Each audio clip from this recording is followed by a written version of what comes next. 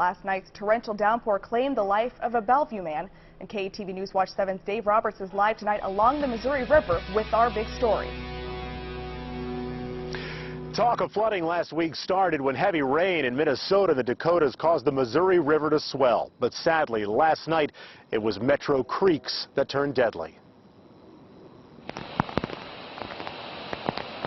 Under the cover of darkness, deadly currents cut across the landscape. In Bellevue, inches of rain with nowhere to go turned this drainage ditch into a raging river. Then, people watched the unthinkable happen from their apartment windows. This Mazda came down the street, turned into our apartment complex, and just kept going right. And I don't think he knew that that was a ditch there, because it was completely covered with water, and drove right in it. It would look just like one big flood parking lot if you don't know this area. I saw it go down in the ditch, and then a few minutes later it just went down and went under, and looked like the current took it under the tunnel there. People panicked as David Farr scrambled out of his Mazda. And I hollered for him to yell to grab the railing there, because that's all you could see. I don't think he heard me, because he went under and in. And then the car came behind him and just was rear up, sitting there until it finally got pushed almost fully into the hole, opening of the hole.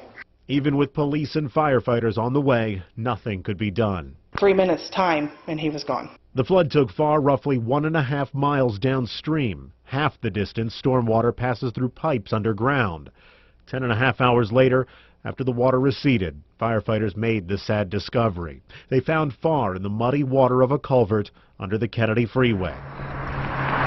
Back where he took his final breath, there's a mournful silence, a sadness among neighbors wishing more could have been done. I don't know, last night I just was up for quite some time just thinking, like, I know I just watched this man die.